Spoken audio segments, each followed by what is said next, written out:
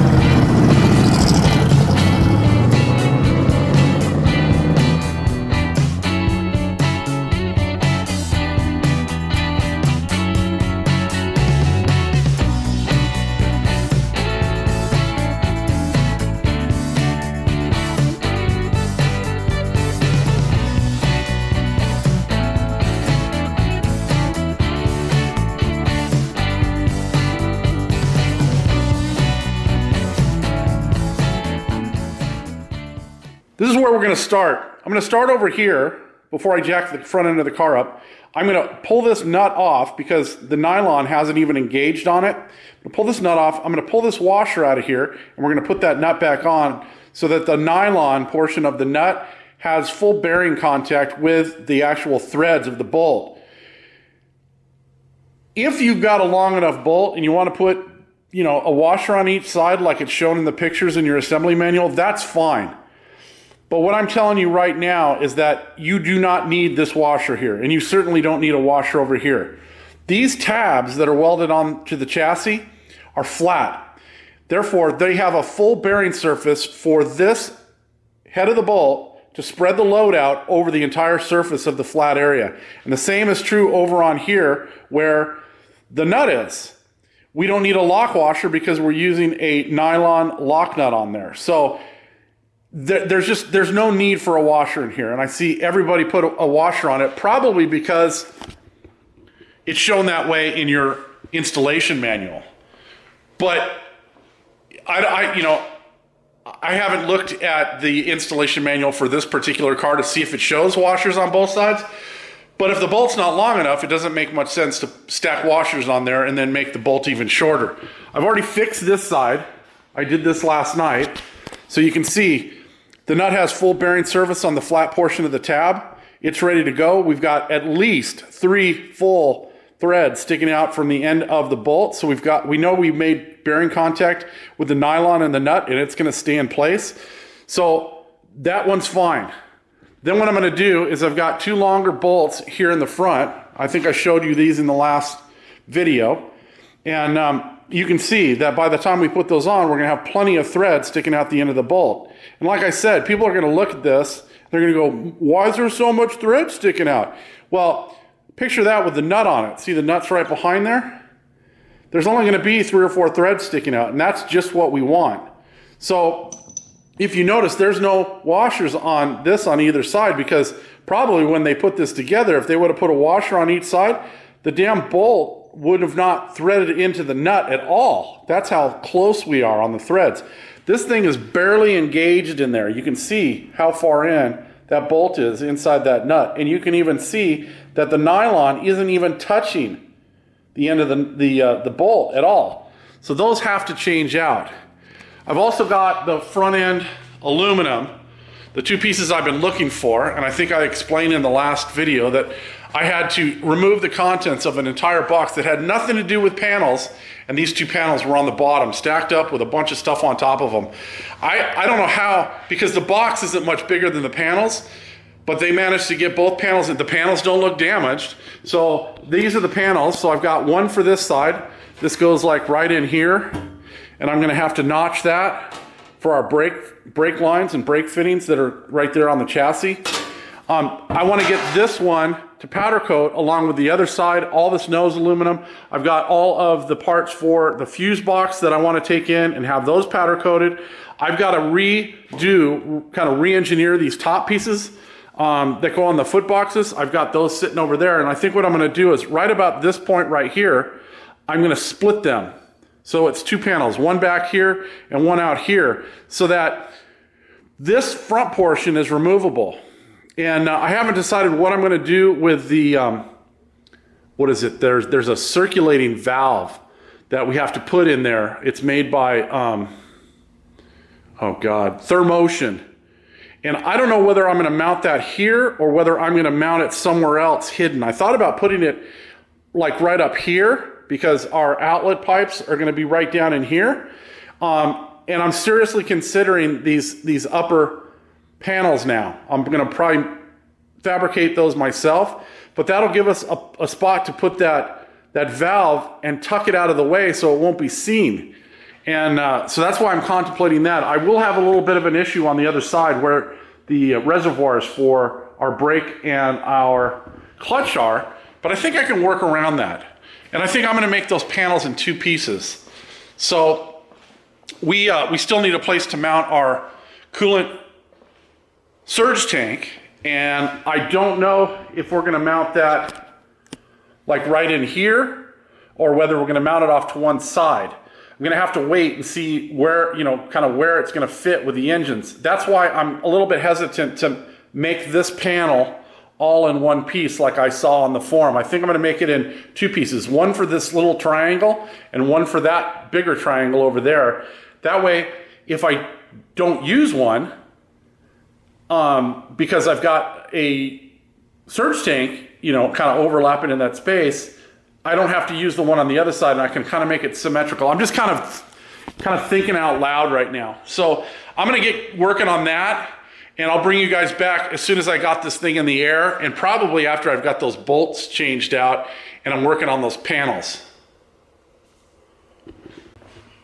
Well, credit will be given when credit is due, and I will say that when I went to take this bolt apart on the front, I found that, and I haven't really touched this, but I went put a wrench on it, and it's hand tight.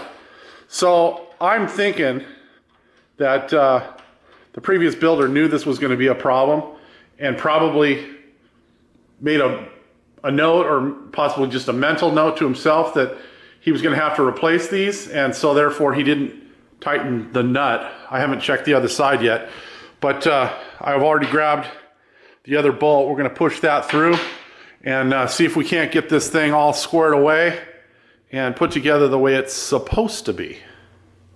I'm playing a little bit of catch up today because you kind of take for granted when you're not doing this for YouTube.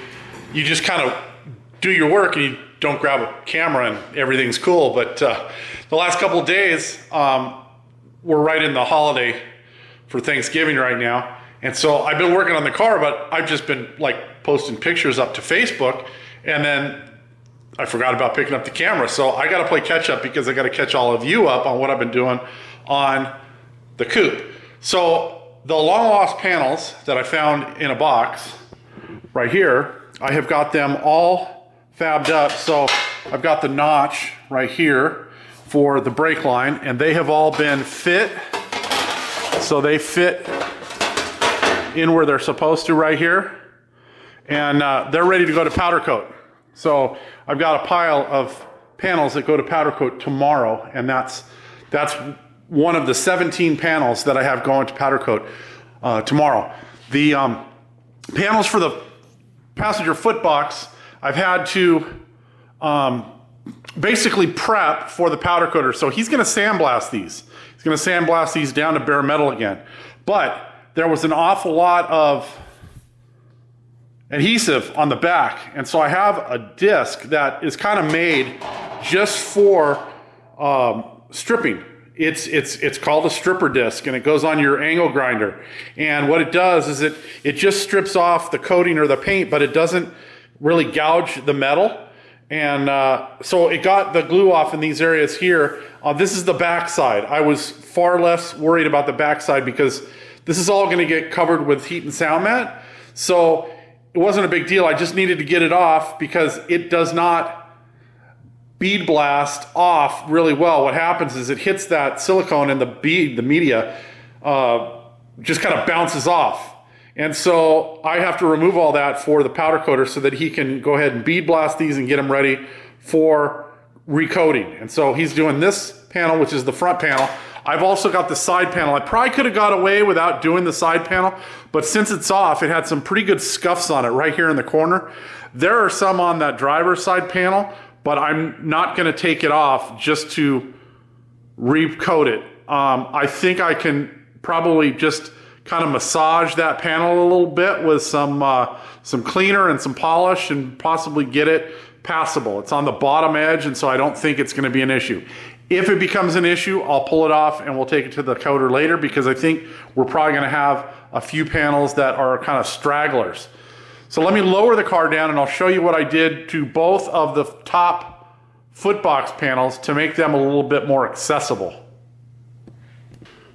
As you get your kit, this panel is all one piece for the top, which is fine. If you're never going to get in here, if you don't have a heater or air conditioning, it'll probably be just fine.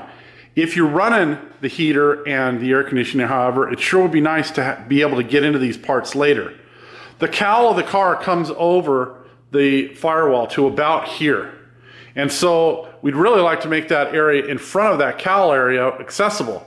So what I did is I marked out a line right here and I took this panel out to the shear and I cut it. So it's two pieces now. So this piece here is most likely just going to get riveted on with silicone adhesive and pop rivets. This piece, however, is probably just going to get fastened with some threaded inserts and some button head screws so that it's removable. Now we could just by, for simplicity, just put this in with rivets and it would be easily taken off just with drilling out a few rivets. It's not that many, maybe 10 to maybe a dozen rivets, but I think I'm probably going to put it in with button head screws. This bracket right here I made to go right in here, and it just basically bridges this gap so that the panels come together and are rigid right here. So basically when you push on this afterwards, it'll have a little give, but the panels will move together in that spot, no different than if they were one panel. And then what I did is I went back and I I drilled to continue this line of rivets right here all the way back. These had not been drilled previously by the previous builder. I figured we might as well get that just to sturdy this panel up a little bit more. I did that on this side and I did it over on that side. On the other side of the car, it's exactly the same thing. I'm not going to pull that panel back out of the pile to show you, but I did disassemble the fused panel so that I could get the backing panel that it mounts to taken into powder coat.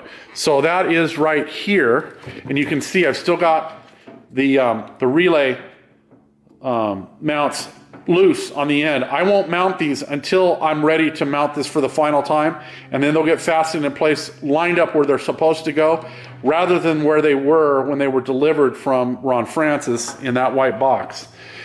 So I had to pull this out anyway because I needed to send the panel for it and the brackets to powder coat. So I pulled that out, and then I went ahead and I got this panel here all drilled, split, bracket made, and it's all ready to go to powder coat. So I got these panels, I got the front splash panels for the wheel wells, I've got those done. I'm still thinking about these panels up here. I think I'm gonna do the panels, and here's my reasoning why.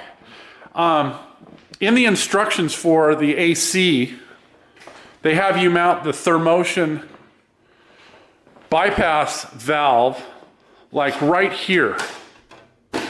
And that's just butt ugly. I'm thinking I could probably take that thermotion valve, mount it up under here, and then this panel that we make for here will cover it. I don't know if we're going to cover these triangular portions, but I'm thinking about making a panel for here and a panel for over there. And that'll give us an opportunity to hide some stuff underneath the panel.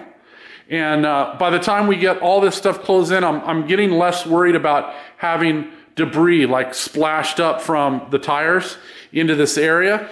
So if we can mount some of that stuff up in here, I think that's what I'm going to do, because otherwise I'd have hoses that come like out of the front of the foot box, around and up to this valve, and then over to the Coyote on the back side. Because we've got to go all the way down the side of the engine on the driver's side, and then we've got one over here on the passenger side that's actually in the front. So I'm just thinking, if I can mount that valve here, I can make all that stuff look nicer and hide it, I hope, but we'll see. This is kind of a work in progress right now. So that's where we're at right now. I'm headed to the powder coat tomorrow morning. I'm actually rounding up parts for a construction job that I'm doing out in Azusa tomorrow.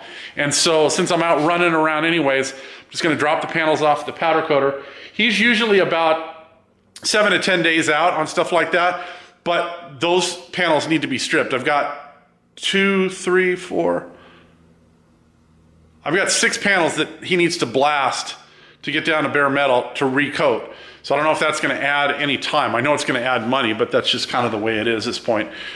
This is what I'm talking about on the driver's side. You can see there's some scraping right here from when the body was put on for the car to be delivered here. And I'm thinking I can probably rub this stuff out, so I'm not too concerned with it. If I can't, I'll just take that panel in and have it recoated, but I think it's going to be fine, especially since it's down there at the bottom. I haven't tried to clean it at all yet to see if I can get some of the scuffs off, but I may. And then maybe the next round that we do with powder coated panels, especially if I'm going to do those panels on the top in the engine compartment, I'll take it in then. But as of right now, I don't see adding any more expense to take that panel off and just for that little spot on the bottom. So that's kind of where we're at now. I will catch up with you guys tomorrow. I'm going to be back out in the shop tomorrow. I'm hoping that I can start fitting the transmission to the back of the engine, but I don't know right now. So I'll see you guys tomorrow. Over the Thanksgiving holiday, Mrs. IE427 and I took a little time off, and I think on Thanksgiving Friday, it may have been the day before Thanksgiving. Maybe it was the Wednesday right before Thanksgiving. I think I picked up these trim boards. So I've got 4 of these 1x4. They're 16 feet long pieces of Miratech. I've actually got a couple of pieces upstairs as well. But on Thanksgiving Day, I went ahead and painted those. I think I got a couple more pieces up on the mezzanine up there. But so I got those painted, and then as luck would have it, yesterday, as I was assembling some parts over at the bench that you guys see, it's this bench, usually sits right over here. Actually, it sits over there. I dropped a piece behind the bench, which meant I needed to move everything that was under the bench out. So the scales, which are right there in that box, the tubing bender, which is right there, I had to move that out. Of course, I had to move the bandsaw out. And so I was in a position where I've got all this stuff moved now. And I've already been prepping. I've got the TV disconnected. I pulled the computer that powers the TV basically for all the content that's on the TV. So if we're not watching, network type content off of the antenna, everything goes through the computer. Except for possibly the Roku that sits on top of it. So I've had all that disconnected for about a week and a half, and I figured I've got all this stuff moved out, I might as well sweep the floor. And since I've already swept the floor, I might as well put my trim board up across the bottom here and get the siding, which is the siding that you guys have seen before. It's this siding over on the opposite wall here. It's this green shingle style vinyl siding. I think I got like 8 boxes of it. So I should have more than enough to finish this wall.